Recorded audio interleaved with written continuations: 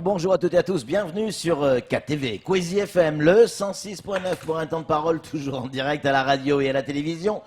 On a demandé au président Douchina de venir en plateau ce matin, c'est un sage, c'est l'ancien président du conseil départemental, mais c'est surtout un spécialiste, un spécialiste de la coopération régionale. Il est avec nous. Monsieur le Président, bonjour. Bonjour. Merci d'avoir accepté notre invitation. La question, elle est toute simple. Je vous l'ai donnée hier quand je vous ai appelé. Quand on entend les propos tenus par le président Azali, très clairement, lors de son investiture, il dit clairement que pour lui, Mayotte restera comorienne. Clairement. Est-ce que c'est encore possible d'imaginer de la coopération régionale avec un pays qui, pardon pour l'expression, nous insulte à ce point? Moi, j'ai envie de dire que tout dépend, parce qu'il n'est pas fou. Je pense que tout dépend de ce qu'il entend par Mayotte comorienne. Géographiquement, il peut s'accrocher sur ça. Oui, mais je pense pas. Et je pense qu'il a raison. On est dans la région, on est dans l'archipel des Comores. Si c'est de ce point de vue qu'il le dit, personne ne peut le nier. D'accord. Ceci étant, je crois qu'il faudra rappeler quelques principes. La coopération, ça se fait entre deux personnes, au moins deux personnes. Il faut bien qu'il y ait un intérêt entre ces deux personnes, que l'une et l'autre reconnaissent et qu'on essaie de trouver un terrain d'entente. Or, entre nous, pour les Mahorais, il y a intérêt à avoir une coopération avec les Comores pour régler le problème de flux migratoire, le problème de, sur le plan humain. Oui. Donc, de ce trafic humain avec ces personnes qui viennent risquer leur vie sur ce bras de mer. Or, du côté de Comores, il n'y a aucun intérêt. Parce que, quelque part, je crois que ça les intéresse de voir les gens se vider, enfin, les Comores se vider de ces populations, de ces personnes qui peuvent éventuellement aller contre leur volonté. Il en a parlé, il dit clairement que les Comoriens qui viennent à Mayotte ne sont pas des clandestins, ils sont chez eux à Mayotte. Il l'a dit. Et puis tout le monde le sait. Ouais. C'est un argument politique. Ouais. C'est-à-dire que les gens, la plupart des Comoriens, savent très bien que pour se faire élire dans les Comores, aux Comores, il faut parler de Mayotte. Comme à Mayotte fut un temps, pour se faire élire ici, il fallait être vraiment un anti-comorien redoutable. Départementaliste français. Oui, être vraiment un Français, vraiment un départementaliste avéré. Maintenant, nous avons dépassé ce problème-là. Sauf que là-bas, c'est encore un argument de campagne. Je peux, pour vous témoigner, pour vous prouver cette vérité, lorsque, dans les années 2009, on était en train de parler du GTHN, deux diplomates comoriens. Vous étiez en poste à l'époque. Oui, j'étais en poste. Deux diplomates comoriens, non pas des moindres, qui pilotaient les délégations à chaque fois à Mayotte, à Paris, m'ont affirmé que Mayotte ne les intéressait pas. Au contraire, c'était vraiment un refuge pour tous ceux qui tentaient de s'échapper des Comores quand il y avait des tentatives de coup d'État, quand ils étaient menacés, comme là en ce moment il y en a plein qui sont menacés. Ici, ils peuvent avoir un tremplin pour partir. Ça veut dire quoi? Vous pensez que Azali ne pense pas ce qu'il dit? Non, je ne pense pas, mais c'est un argument politique. Je ne pense pas, écoutez, je ne suis pas dans sa tête, mais je crois que c'est un argument politique. Tout le monde sait très bien qu'il a eu beaucoup de soutien du côté de Moni en juin, et c'est là qu'il va fêter sa victoire. Et je crois que c'est un argument qui plaît aux Anjouanais, qui plaît à certains Comoriens, mais il y a depuis longtemps que les gens ne pensent plus sur l'intérêt d'avoir ce bras de fer, de tenir ce bras de fer avec les Mahorais. Alors, sur le plan diplomatique, qu'est-ce qu'il faut faire? Est-ce qu'il faut continuer comme si de rien n'était, la coopération régionale et le dialogue et la diplomatie? Ou alors, à un moment donné, on tape du poing sur la table, on dit stop, vous arrêtez, sinon on coupe tout. Moi, c'est ce que j'ai envie de faire, mais ça ne dépend pas que de moi. C'est-à-dire que les tentatives, nous avons montré vraiment la bonne volonté depuis longtemps, c'est-à-dire de pouvoir discuter, d'échanger pour trouver des solutions à ce carnage, à ce massacre qui se passe tout le temps. Mais on sent que de l'autre côté, on est devant des sourds, des muets, des aveugles qui ne veulent pas. Donc je crois qu'il ne faut pas dépenser des efforts vainement pour rien tout le temps. Nous n'avons rien que nous attendons des Comores, à part le règlement de ce problème de trafic humain. Ouais. Donc, moi, je dis que maintenant, ce n'est plus la peine de discuter. Il faut taper du poing sur la table, voilà. Fermer les robinets, parce qu'il faut-il le rappeler, Président, la France contribue financièrement à la survie des Comores. Et c'est le nœud de notre problème. Et c'est le nœud de notre problème. Parce que il ne s'agit pas d'une négociation à deux, mais à trois. Et nous avons une troisième personne, c'est-à-dire l'État, qui a ses intérêts qui ne sont pas forcément les nôtres. Donc, qui l'État français. Oui, l'État français. Donc, qui a ses intérêts qu'on peut bien comprendre, que l'État français ait envie d'avoir de bonnes relations avec toute la région sur le plan géopolitique, je le comprends. Sauf qu'il n'est pas nécessaire qu'ils méconnaissent l'intérêt des Mahorais, la préoccupation des Mahorais. Camar, une question pour le président. Alors, les partis politiques de l'opposition sont montés au créneau, notamment le Rassemblement national, qui dit voilà, les caprices d'Azali, il faut que ça s'arrête, il faut plus de fermeté par rapport à de l'État français, et en même temps, en disant il faut voir plus loin, il faut même rappeler l'ambassadrice française donc du côté des Comores, parce que il faudrait montrer à Azali quelque part que voilà, si on veut négocier, si on veut s'arranger à ce qu'il y ait plus de problèmes, c'est qu'à un moment donné, il faut arrêter les caprices. Vous en pensez quoi? Moi, je suis tout à fait de cet avis. Et il faut que le gouvernement français ait ce courage de rappeler les choses à l'ordre, c'est-à-dire de dire quelque part à Azali qu'il arrête. Mayotte a une population, ce n'est pas une île déserte qu'on peut réclamer comme on réclame des cacahuètes, comme on peut réclamer, comme on peut réclamer un objet. Ici, il y a des âmes qui vivent, des gens qui ont de la volonté, qui ont fait leur choix depuis un certain temps. Ce qu'il faut noter, c'est qu'aucun Maoré n'a jamais mis en cause le choix de société qu'ont fait les Comoriens en 1974. Ils ont voulu de leur indépendance. Aucun Maoré n'a jamais contesté ce choix. Pourquoi est-ce qu'eux s'arrogeraient le droit de mettre en cause la volonté des Maorés, qui est un peuple tout à fait autonome? Donc il faudra que la France fasse savoir cela. Et tout le monde connaît l'histoire, qu'on n'a jamais été un ensemble cohérent dans l'histoire. Donc qu'on ne vienne pas nous raconter qu'on est un peuple, on n'a jamais été un peuple. Sauf que beaucoup de commentaires disent que tant que Azali fera les affaires en quelque sorte, les affaires de l'État français, l'État français fera la sourde oreille.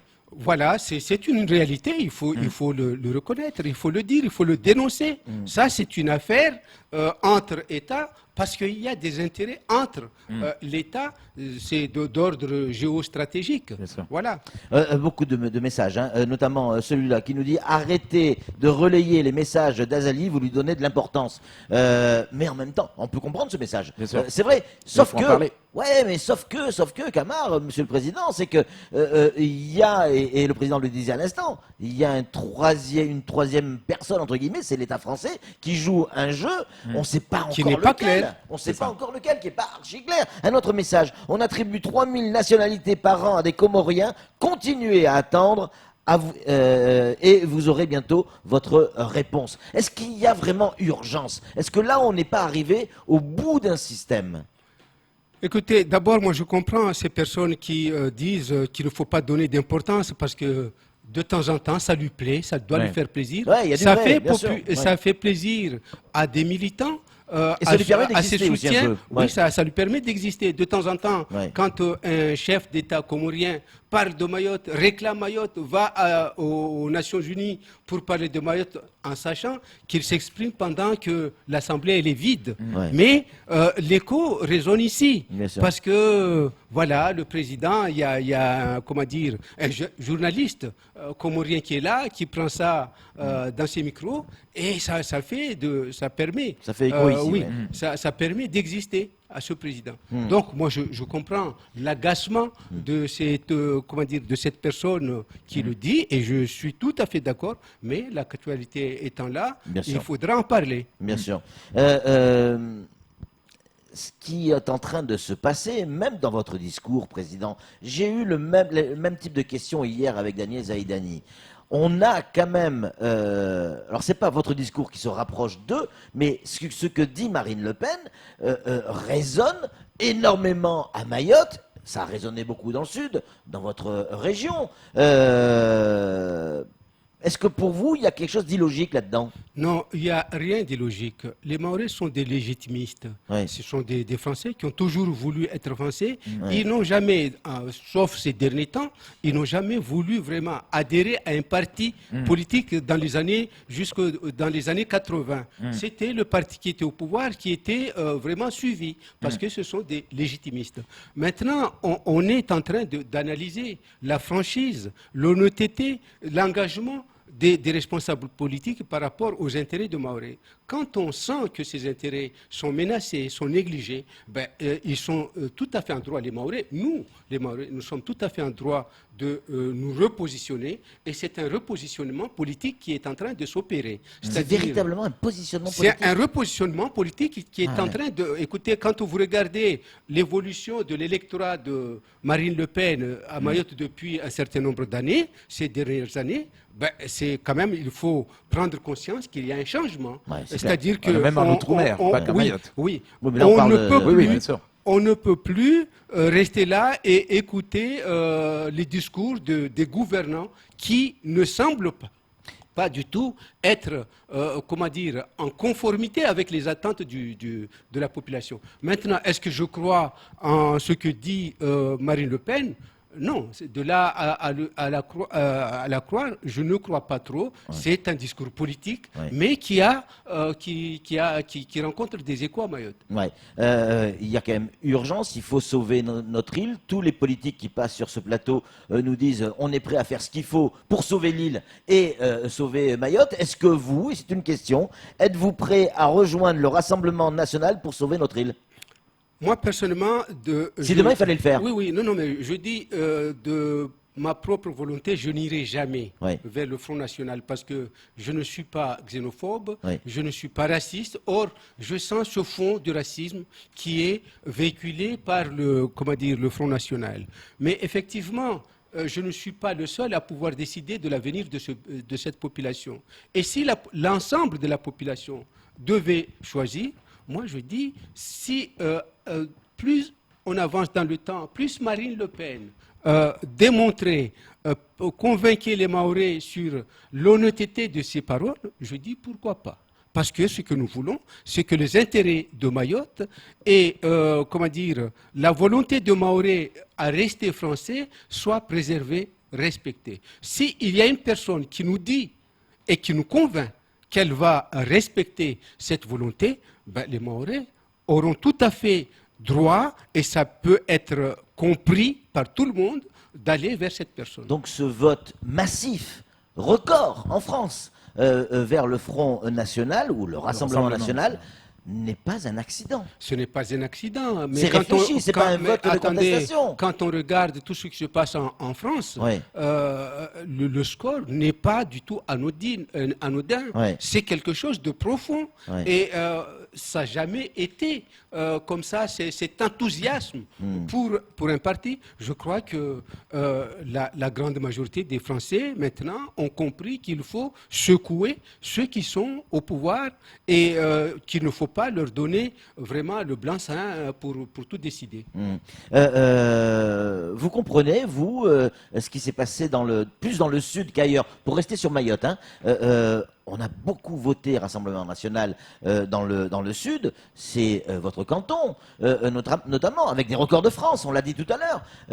Est-ce que vous en doutiez? Est-ce que vous êtes au contact de vos concitoyens, des habitants? Est-ce qu'on vous le disait avant les élections ou ça a été une élection surprise?